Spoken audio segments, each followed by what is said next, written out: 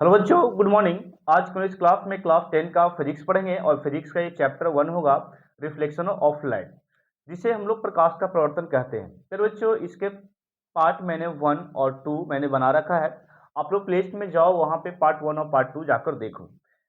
इसमें part third में हम डिस्कस करेंगे समतल दर्पण के बारे में और समतल दर्पण के अरे कैसे खिंचाते हैं, उसकी विशेषता के बारे में। साथ ही हम लोग अवतल और उत्तल दर्पण के अंतर के बारे में भी जानने वाले हैं। तो फिर बच्चों रेडी रहो आप लोग को। अब इसमें मैं किन आरेख कैसे बनते हैं अवतल और उत्तल में, वो भी मैं सिखाने वाला हूँ। चलते वीडियो को स्टार्ट करते हैं। सबसे पहले मैं आपको ये बता दूं कि यहाँ पे जरा देखिए बच्चे, सबसे पहली बात मैं आपको समतल दर्पण के बारे में बताता हूँ। समतल दर्पण, ठीक है, प्लेन मिरर जिसको हम लोग बोल सकते हैं इंग्लिश में। अब तेरे से थोड़ा सा ध्यान दो कि समतल दर्पण है क्या। जैसे कि हम लोग जो आईना देखते हैं घर पे, वो एक तरह से जो दर्पण है उसे हम लोग समतल दर्पण कहते हैं, ठीक है। और ये किस तरीका का होता है, उसके विशेषता के बारे में हम लोग जानकारी करते हैं और कैसा इमेज बनाता है, क्या उसमें गुण क्या विशेषता है, वो मैं एक एक करके बात करता हूँ। सबसे पहले मैं दर्पण को ड्रॉ करता हूँ एक एक करके। देखिएगा, मैं यहाँ पे एक दर्पण लिया, ठीक है। ये पूरी तरीके से दर्पण नहीं है, तो पहले जरा देखो यहाँ पे, एक भाग चिकना होता है, एक भाग रंगा हुआ होता है, ये आप लोग देखे होंगे दर्पण में। लेकिन वही बात को मैं समझाना चाहता हूँ। मान लेते हैं कि ये मेरा आईना है, ये वाला भाग दर्पण है, जिसमें से ये वाला भाग जो है रंगा हुआ है, ठीक है। रंगा हुआ वाला ये वाला भाग है, तो इसको रंगा भाग तो बोलिएगा बच्चों, ये अभी मैंने बताया। इसको एक और नाम से बोलते हैं रजतित भाग। रजतित क्या बोलना है? रजतित, ठीक ना, रजतित भाग बोलना है। अंडरस्टैंड, बात समझ में आई? रजतित भाग इसको बोलना। अब आगे थोड़ा सा बढ़िए, रजतित क्यों बोले, रंगा क्यों बोले? क्योंकि एक कलर किया हो रहा था, एक दिन से लेपित किया हो रहा था, ठीक है। अब यहाँ पे इसको एक और नाम दे सकते हैं बच्चों। जो रंगा भाग है, रंगा भाग को आप अपवर्तक सतह भी कर सकते हैं। क्या बोलेंगे? अपवर्तक सतह। अपवर्तक सतह क्यों बोलेंगे इसको, मैं बताता हूँ। इस रंगा भाग को अपवर्तक सतह, अपवर्तक, अपवर्तक सतह भी कह सकते हैं। क्यों अपवर्तक सतह कहेंगे? क्योंकि इस सतह से प्रकाश को हम लोग, प्रकाश का प्रवर्तन नहीं कराया जा सकता, यानी कि रूखड़ा सतह पर से प्रकाश प्रवर्तन नहीं कराते हैं, इसलिए इस सतह का नाम क्या पड़ गया? अपवर्तक सतह। मतलब कि जिस सतह से प्रकाश का प्रवर्तन नहीं कराया जाता है, उस सतह को अपवर्तक सतह कहते हैं। ओके, लिख लीजिएगा बच्चों। चलो ये ठीक हो गया। अब यहाँ पे मैं क्या करता हूँ, इस पे मैं एक व्यक्ति को खड़ा करता हूँ, ठीक है। यहाँ पे चलिए, समतल दर्पण के सामने कोई एक व्यक्ति खड़ा है इस प्रकार, ठीक है, इतना लंबा कोई वस्तु है। तो आप बताओ, ये जब वस्तु हो सकता है, जब हम लोग किसी आईना के सामने खड़े होते हैं, तो क्या यहाँ पे इसी के जैसा, इसी के हूबहू, क्या बोल सकते हैं, आईना में दिखाई नहीं देता है? अंदर में दिखाई देता है। जितना बड़ा व्यक्ति रहता है उतना बड़ी बड़ा दिखाता इमेज, फोटो दिखाता आईना में, ठीक है। और एक बात ये भी देखने के लिए मिलता है कि जितना दूरी हम लोग पीछे हटते हैं, इमेज भी कैसे होता है, पीछे हटता है। जब ये हाथ उठाएगा तो वो भी ये हाथ उठावेगा, ठीक है।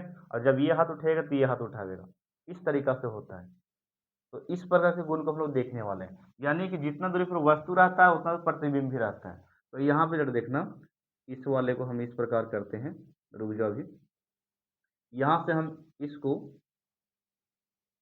इस प्रकार रिफ्लेक्ट किए, यहाँ से आपतित किरण आया, ठीक है।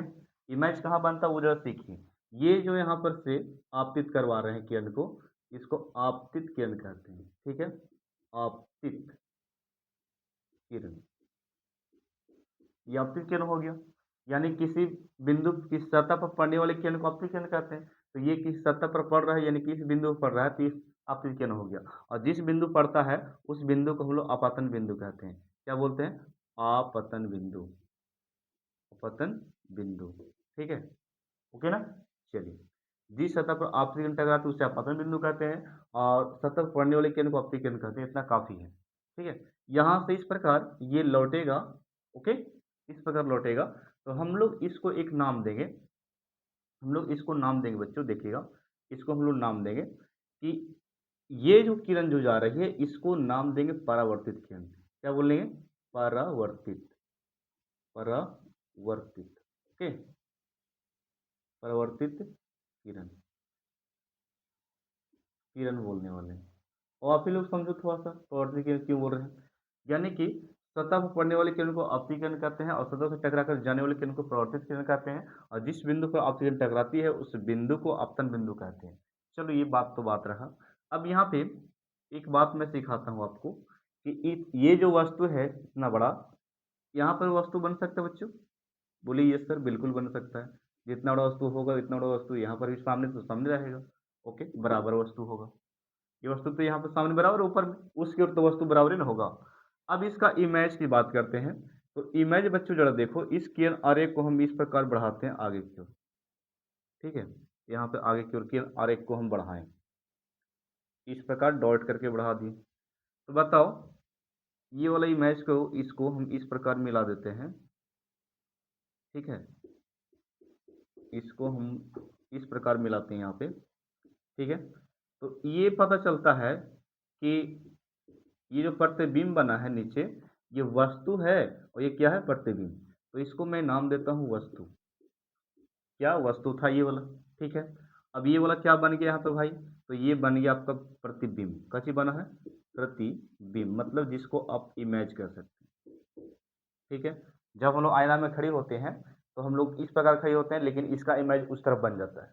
उसी प्रकार यहाँ पे ये खड़ी वस्तु है, यहाँ पे फोटो बन गया। तो ये हो गया एक तरह से। तो यहाँ पे बोल सकते हैं ये प्रतिबिंब हो गया, जिसको आप,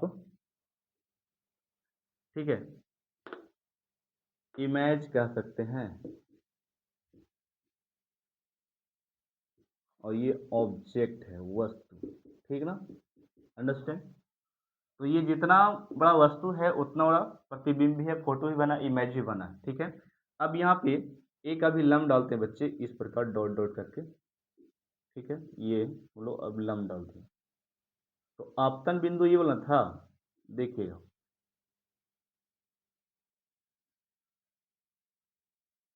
ये वाला बिंदु को हम लोग क्या बोले थे? आपतन बिंदु, आपतन बिंदु।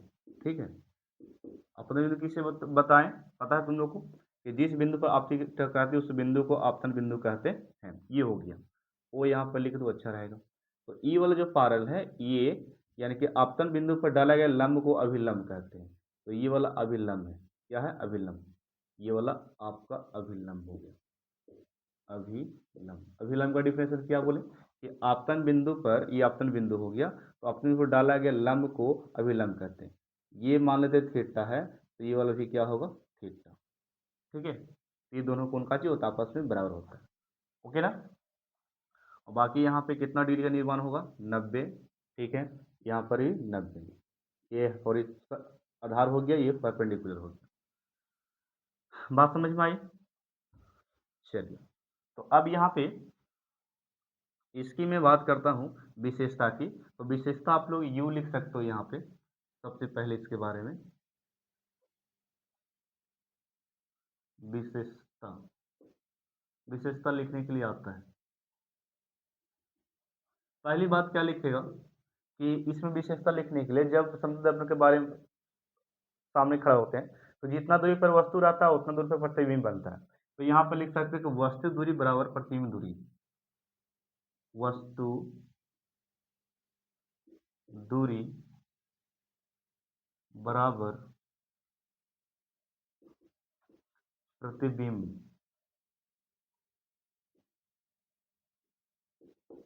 दूरी। मतलब कि समझ में आया? जितना दूरी पर वस्तु रहता है उतना दूरी पर प्रतिबिंब भी बनता है। तो यहाँ पर लिख सकते हैं, वस्तु को हम लोग किस चीज से डिनोट करते हैं? यू से। यू, और इसको प्रतिबिंब को हम लोग भी से।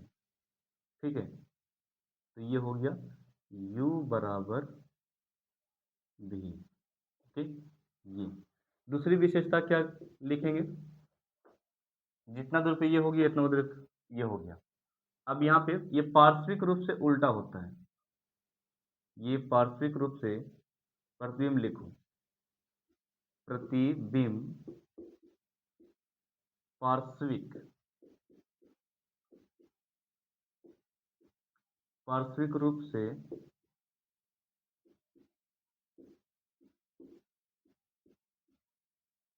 उल्टा होता है।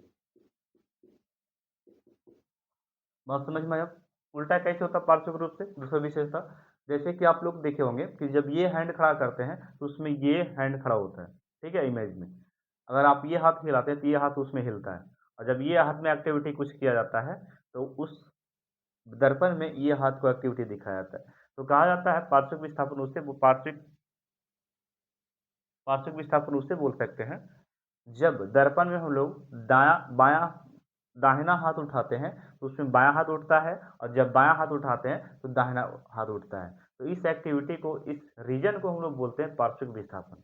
जब समतल दर्पण के सामने हम लोग बायां हाथ उठाते हैं तो प्रतिबिंब में बोल सकते हैं कि दर्पण में, समतल दर्पण में ये हाथ उठता है, मतलब दाहिना हाथ उठता है, ठीक है। और अगर दाहिना बोल सकते हैं कि बायां हाथ उठाते हैं तो ये दाहिना भाग उठेगा, इस तरीका से। तो उसको हम लोग बोलते हैं पार्श्विक रूप, पार्श्विक विस्थापन, ठीक है। तो ये पार्श्विक रूप से हो गया, पार्श्विक विस्थापन के बारे में बात कर रहे थे। या पासारू, पासारू जिसको बोल सकते हैं, ये पासारू रूप से कैसे होता है? उल्टा होता है, उल्टा दिखाता है। अब यहाँ पे थर्ड की बात करते हैं। थर्ड में क्या है? तो थर्ड में क्या बोल सकते हो? हाँ, इसका कोण तो बराबर ही होता है, सीधा बनता है। बोल सकते हैं कि वस्तु सीधा रहता है, लेकिन इमेज भी सीधा बनता है। प्रतिबिंब, प्रतिबिंब मतलब फोटो आईना में जिसकी बात कर रहे हैं, प्रतिबिंब सीधा बनता है, सीधा बनता है। ये बात हो गया, क्या बनता है? सीधा भाई, ओके ना। अब नेक्स्ट विशेषता बताओ। बराबर दूरी बता दिए, पार्श्व रूप से उल्टा बता दिए, ये क्या होता है? सीधा बनता है, ठीक है। अब यहाँ पे एक और क्या विशेषता हो सकती है इसमें, बताओ।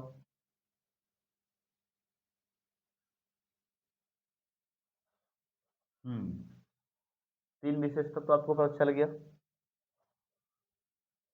तीन चार हमको लिखना विशेषता, उससे ज्यादा नहीं, ओके, उतना काफी है विशेषता। जितना दूरी पर ये है तो उतना दूरी पर ये तो मैंने लिख दिया है, ठीक है। और पार्श्विक रूप से उल्टा होता मैंने समझाया। प्रतिबिंब सीधा बनता, सीधा तो बनता भाई जब हम लोग दर्पण के सामने होते हैं तो मुड़ी भी उसी प्रकार का दिखाता है, ठीक है, सीधा बनता है, ये ना कि मुड़ी नीचे हो जाता है, ऐसा नहीं होता है। तो ये हो गया भाग, इसके बारे में। तो अब यहाँ पे इतना विशेषता है, आप लोग को तीन को मैंने यहाँ पे बताया। और बुक में यदि होगा 8, 10 या 6 होते हैं तो वो आप लोग को लिखना काम है, ठीक है, लिख लीजिएगा, ओके ना। तो इसे मैं इरेज कर रहा हूँ। अब मैं आपको बताता हूँ इसके बारे में, इतना अच्छा मैंने बता दिया विशेषता लिखकर। अब यहाँ पे नेक्स्ट टॉपिक में बताता हूँ अवतल और उत्तल दर्पण में अंतर, ठीक है। क्योंकि मैंने अवतल और उत्तल दर्पण के बारे में मैंने बता रखा था, उसे आप लोग जरूर जाकर देखिए। चलो देखो, जैसे कि टॉपिक हम लोग का क्या है निकलने वाला, अवतल एवं उत्तल दर्पण में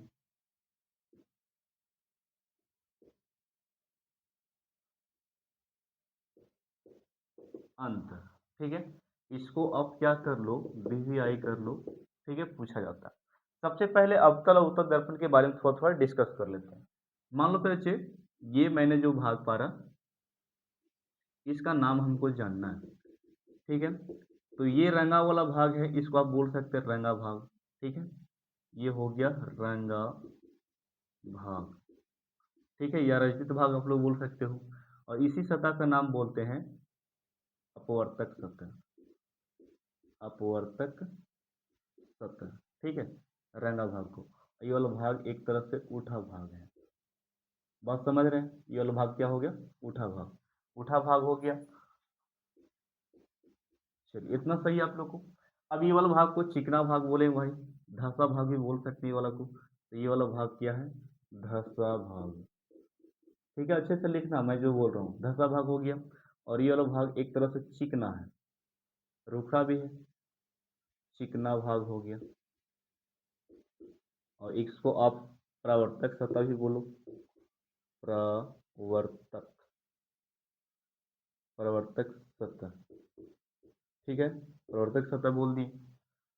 तो इस दर्पण का नाम जरा सुनिए, जिस दर्पण का या वैसा गोलीय दर्पण, बच्चों किसी भी तरीका से बोलो, वैसा गोलीय दर्पण जिसका प्रवर्तक सतह चिकना होता है और अपवर्तक सतह रंगा होता है, ठीक है, उसे हम अवतल दर्पण कहते हैं। क्या बोलते हैं? अवतल दर्पण कहते हैं, ठीक है। या मेरे बच्चों ऐसे बोल सकते हैं, वैसा गोलीय दर्पण जिसका परावर्तक सतह धंसा होता है और अपवर्तक सतह उठा होता है, उसे हम अवतल दर्पण कहते हैं। ओके, डिफिनेशन लिख लीजिएगा इस तरीका से। इसी का एक और भाई है जिसको हम आप लोग को नाम सिखाते हैं, यहाँ पे देखिएगा, ये वाला भाग को मैं सिखा रहा हूँ आप लोग को।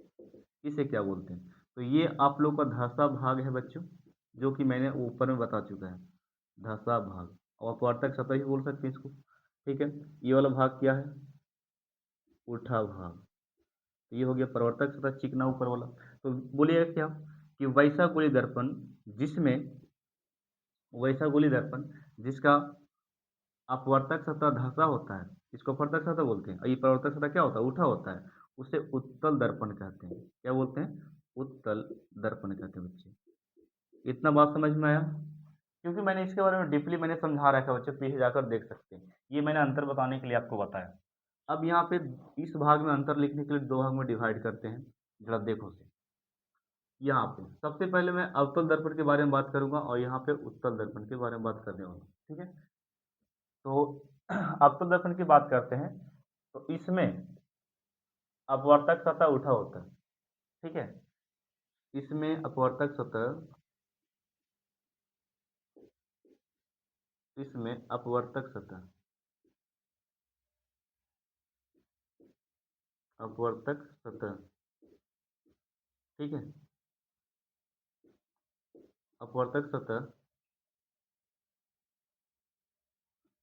उठा होता है, हो गया। इसमें क्या लिखोगे? इसमें ये लिख सकते हो कि इसका अपवर्तक सतह उत्तल में, इसमें अपवर्तक सतह धसा होता है, धसा होता है, हो गया बात। इसमें सेकंड अंतर में लिख सकते हो, सेकंड अंतर इसी में से बता देते हैं, इसका प्रवर्तक सतह चिकना होता है और इसका प्रवर्तक सतह उठा होता है, ठीक है। तो इसका लिखिएगा, इसका प्रवर्तक सतह,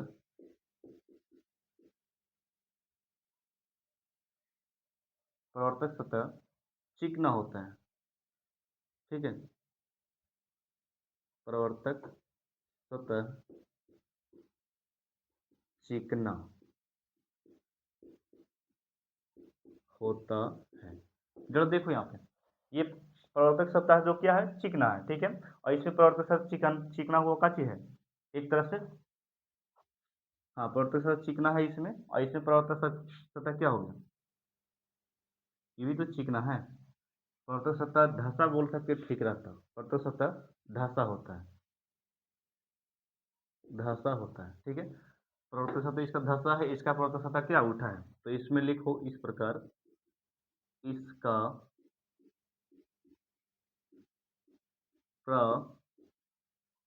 प्रवर्तक सतह उठा होता है, उठा होता है।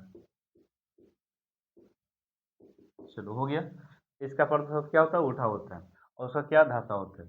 अब इसमें जरा एक अंतर और, जैसे कि इस बार अवतल दर्पण की बात कर रहे हैं, और ये अवतल दर्पण में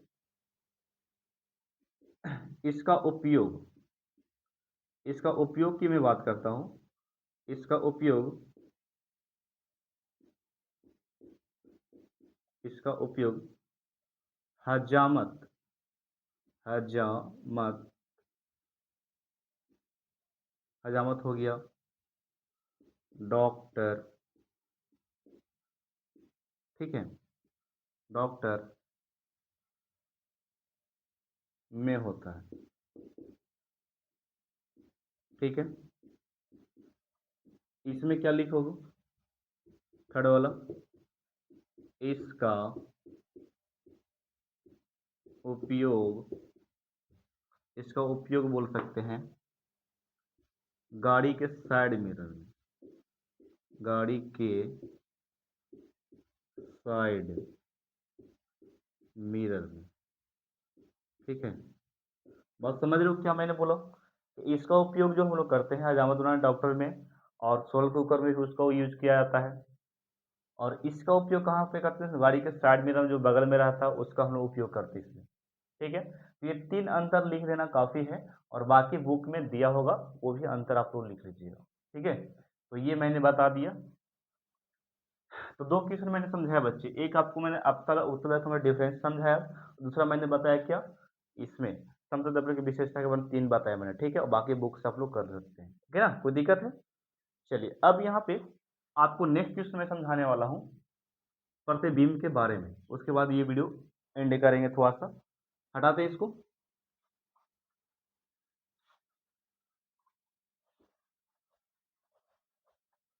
चलिए देखो,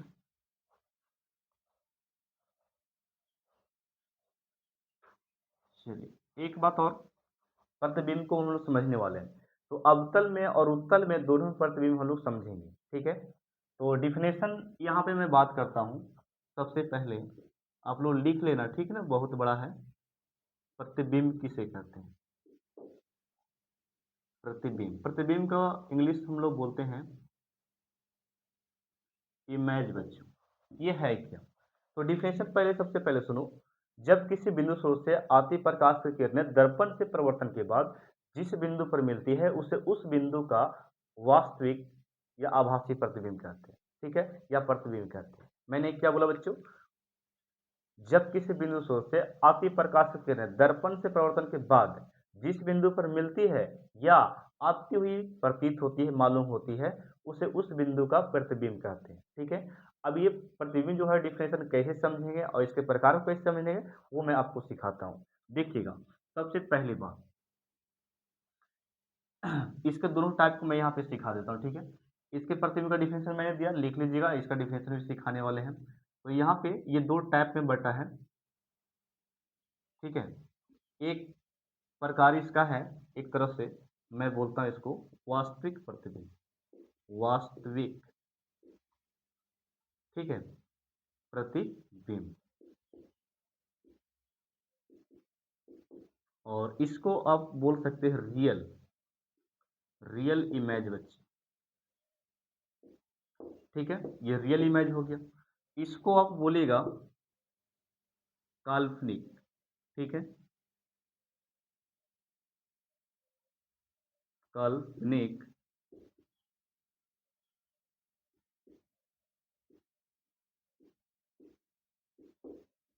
प्रतिबिंब, जिसको आप वर्चुअल कह सकते हैं, वर्चुअल इमेज। मेरे प्यारे बच्चों, ये 2 टाइप से मैंने प्रतिबिंब को बांटा, मैं फिगर में समझाता हूँ दोनों को एक एक करके। डिफिनेशन, डिफिनेशन मैंने क्या दिया प्रतिबिंब का, जब किसी बिंदु स्रोत से आती प्रकाश की किरणें दर्पण से प्रवर्तन के बाद जिस बिंदु पर मिलती है उसे उस बिंदु का हम लोग वास्तविक प्रतिबिंब कहते हैं, या आते हुए मालूम पड़ेगा तो उसे काल्पनिक प्रतिबिंब कहते हैं। करके मैं दिखाता हूँ, देखिएगा। जैसे कि प्यारे बच्चों, ये मैं वहां पे सिखाता हूँ, ठीक है, यहाँ पे ठीक रहेगा।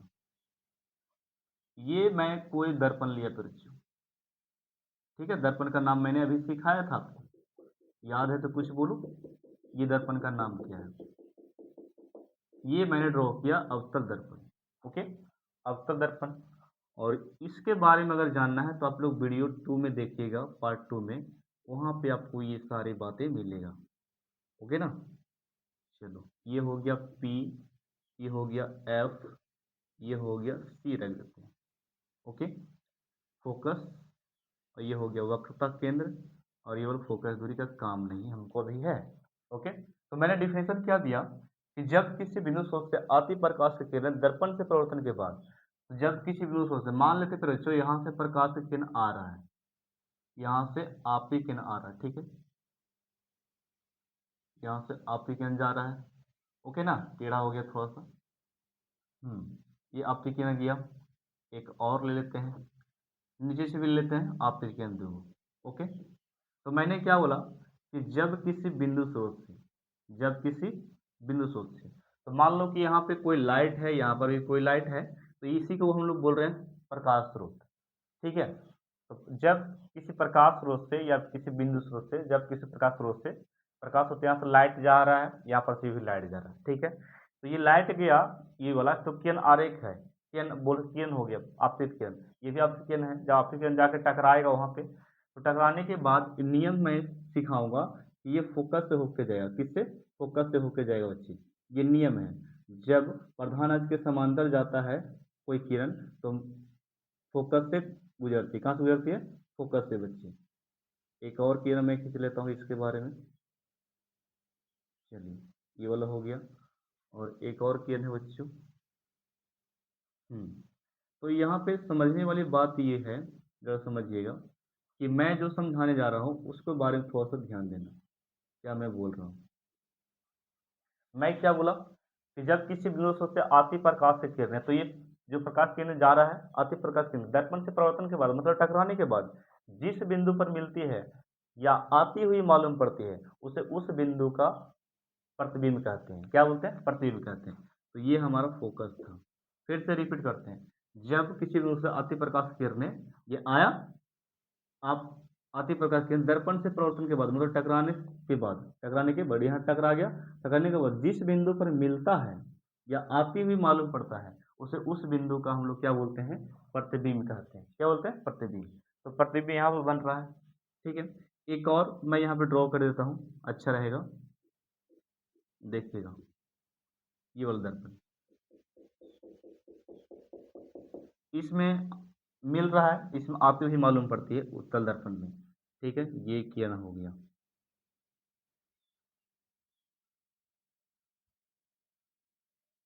चलो ये देख लीजिए। तो यहाँ से प्रधान अक्ष के समांतर ये किरण जा रही है, ठीक है। और ये क्या करेगा, ये सब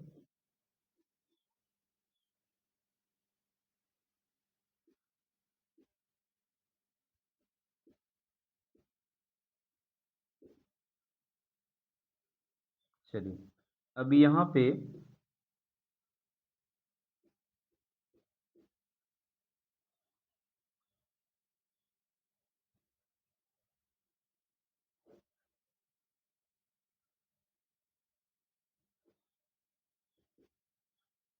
देखिए जो बता रहे हैं, यहाँ से आपके किरण गया, टकराया, यहाँ से टकरा के इस प्रकार लौट गया, ठीक है। एक और आपके किरण लिया यहाँ पे, यहाँ गया टकराया, फिर यहाँ से लौट गया। यहाँ से वही बात है, यहाँ दर्पण से टकराया, इस प्रकार लौट रहा है, ओके। यहाँ से आपके किरण लिए और मुख के समांतर, और ये यहाँ से वापस लौट रहा है। तो आप क्या सीखें, यहाँ पे सभी किरण एक जगह मिल रहा है, क्या हो रहा है, मिल रहा है, ये इस बिंदु पर मिल रहा है, ठीक है। मतलब टकरा के निकल चुका है इस तरफ बाहर, लेकिन प्रतीत हो रहा है कि ये वाला किरण से ये वाला आ रहा है, ऐसा प्रतीत हो रहा है कि ये वाला यहाँ से आ रहा है, ऐसा प्रतीत हो रहा है कि ये वाला किरण यहाँ से आ रहा है, ठीक है, मतलब यहाँ से जा रहा है, ऐसा प्रतीत हो रहा है कि यहाँ से किरण निकल रहा है, लेकिन ऐसा नहीं है, ये टकरा कर वापस इस तरीका से निकल गया। तो ये पता चला कि आती हुई मालूम पड़ रहा है, यहाँ पे जो प्रतिबिंब बनेगा, एफ पर जो प्रतिबिंब बनेगा, यहाँ पर चल रहा है कि आते ही मालूम पड़ रहा है, लेकिन यहाँ पे मिलता है टकराने के बाद। तो वही मैंने बोला कि किसी बिंदु स्रोत से आती प्रकाश किरण दर्पण से परावर्तन के बाद जिस बिंदु पर मिलती है या आती हुई मालूम पड़ती है, इसमें आती हुई मालूम पड़ रहा है, इसमें मिल रहा है, दोनों में कंडीशन है, तो इसे हम लोग बोलते हैं, इस कंडीशन में क्या बोलेंगे हम लोग, तो इसे बोल सकते हैं हम लोग प्रतिबिंब कहेंगे। क्या बोलेंगे, प्रतिबिंब। तो शुद्ध तरीका से जब किसी बिंदु स्रोत से आती प्रकाश किरण दर्पण से परावर्तन के बाद जिस बिंदु पर मिलती है, जिस बिंदु पर मिलती है या आती हुई मालूम पड़ती है, उसे उस बिंदु का हम लोग प्रतिबिंब कहते हैं। क्या कहते हैं, प्रतिबिंब। अब रियल इमेज की मैं क्या बताऊं, इसका डिफिनेशन एकदम सेम टू सेम है, ये खत्म हो चुका है, ठीक है। डिफिनेशन इसका बोलिएगा रियल इमेज का, जिसको वास्तविक प्रतिबिंब कहते हैं, बोल सकते हैं कि वैसा प्रतिबिंब, वैसा प्रतिबिंब, या बोल सकते हैं कि वह जब किसी बिंदु स्रोत से आती प्रकाश किरण दर्पण से परावर्तन के बाद जिस बिंदु पर मिलती है, दर्पण से परावर्तन के बाद जिस बिंदु पर मिलती है, उसे उस बिंदु का वास्तविक प्रतिबिंब कहते हैं। फिर से रिपीट कर रहा हूं, जब किसी बिंदु स्रोत से आती प्रकाश की किरणें दर्पण से परावर्तन के बाद जिस बिंदु पर मिलती है, उसे उस बिंदु का हम लोग वास्तविक प्रतिबिंब कहते हैं। और प्यारे बच्चों, इसी का मैं उल्टा यहाँ पे बता रहा हूँ, काल्पनिक प्रतिबिंब है क्या। तो इसमें ये पढ़ सकते हो कि जब किसी बिंदु स्रोत से आती प्रकाश की किरण दर्पण से परावर्तन के बाद जिस बिंदु पर आती हुई मालूम पड़ती है, देख रहा है आती हुई मालूम पड़ रहा है, उसे उस बिंदु को हम लोग काल्पनिक प्रतिबिंब कहते हैं। और इसमें मैं बात करता हूँ, इसमें जो प्रतिबिंब बनता है बच्चों, इसमें प्रतिबिंब बनता है, इसमें प्रतिबिंब, ठीक है, इसमें प्रतिबिंब, ठीक है, प्रतिबिंब उल्टा बनता है, किसमें, वास्तविक में, और इसे पर्दे पर प्राप्त कर सकते हैं, इसे पर्दे पर किया जाता है, प्राप्त किया जाता है, किया जाता है। जैसे कि मैं बात करता हूं, जब हम लोग सिनेमा हॉल में देखते हैं, या बोल सकते हैं हाँ सिनेमा हॉल में, तो सामने से किसी की इमेज छाई बन रहा है, तो वो हमारा वर्चुअल रियल इमेज है, ठीक है, रियल फोटो है, तो उसे हम लोग पर्दे पर प्राप्त कर सकते हैं कहीं पे, तो हमारा रियल इमेज हो गया। जो सिनेमा हॉल में दिखाया जाता है, एक तरह से वो क्या होता है, इमेज जो बनता है क्या होता है, रियल इमेज होता है। कौन सा, रियल, जिसे पर्दे पर क्या दिखाया जाता है, सामने मतलब कुछ और रहता है, उसको दिखाया कुछ हो जाता है, उस रियल को हम लोग बोल सकते हैं एक तरह से, इसको बोल सकते हैं काल्पनिक, रख सकते हो उसको, क्या बोलेंगे, काल्पनिक प्रतिबिंब। जो रहता है एक्चुअली वो दिखाया नहीं जाता, वो झूठा होता है, ठीक है। तो इसे वर्चुअल बोलेंगे, कैसे बोलेंगे, वर्चुअल।